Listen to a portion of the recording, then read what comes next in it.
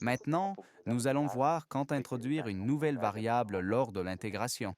Cela cause beaucoup de problèmes à certains, mais nous verrons que c'est l'une des choses les plus simples avec les intégrales.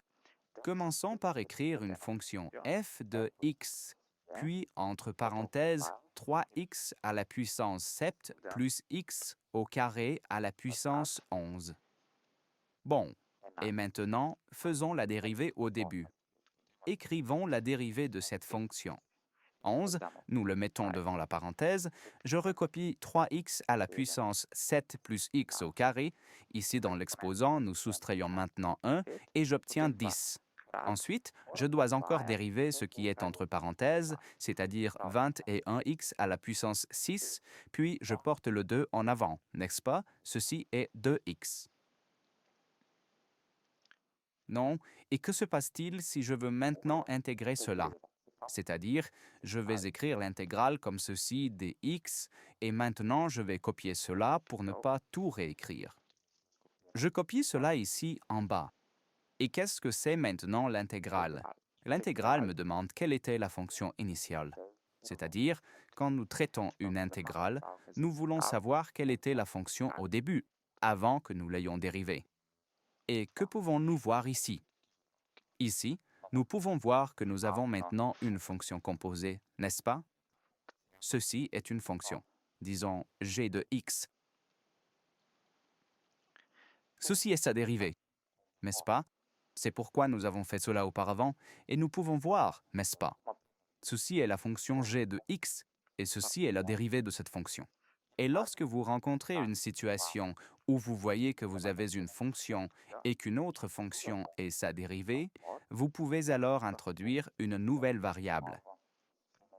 À quoi cela ressemble-t-il? Disons, choisissons la lettre U. Le plus souvent, on utilise ici la lettre U, et ce sera notre nouvelle variable. Et nous dirons que U sera ce crochet, c'est-à-dire 3x à la puissance 7 plus x au carré.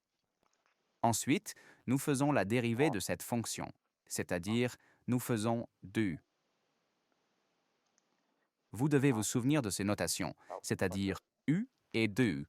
Et qu'est-ce que c'est? C'est 21x à la puissance 6 plus 2x, et ensuite nous ajoutons dx.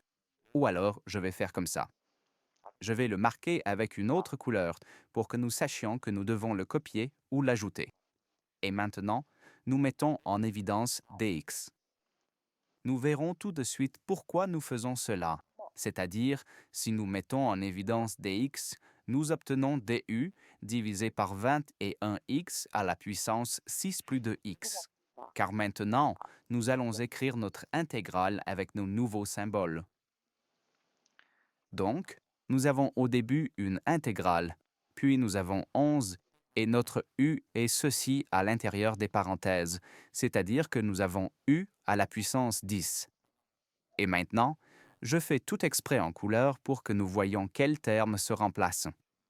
Ensuite, nous réécrivons et de ceci, 1, de x. Je dois me déplacer un peu. 2x, pas 2x, 20 et 1, 20 et 1x à la puissance 6 plus 2x. Et puis je remplace dx par cela. C'est-à-dire que j'écris du divisé par 21x à la puissance 6 plus 2x. Et que se passe-t-il maintenant? Maintenant, ceci et cela se simplifient, et il nous reste l'intégrale. Ensuite, 11u à la puissance 10 du. Et c'est maintenant une intégrale tout à fait simple.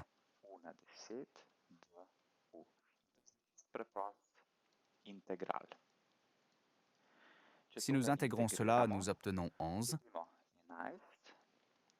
U à la puissance 11 divisé par 11 plus constante. Cela se simplifie et maintenant, nous remplaçons U par ceci, n'est-ce pas? Et nous obtenons 3x à la puissance 7 plus x au carré à la puissance 11 plus constante.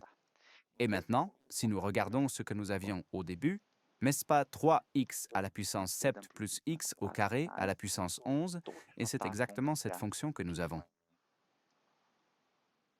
obtenu avec cette intégration que nous avons introduit une nouvelle variable. Eh bien, et dans la prochaine vidéo, nous examinerons un autre exemple, puis vers la fin du chapitre, il y a aussi et des exemples où une nouvelle variable est introduite.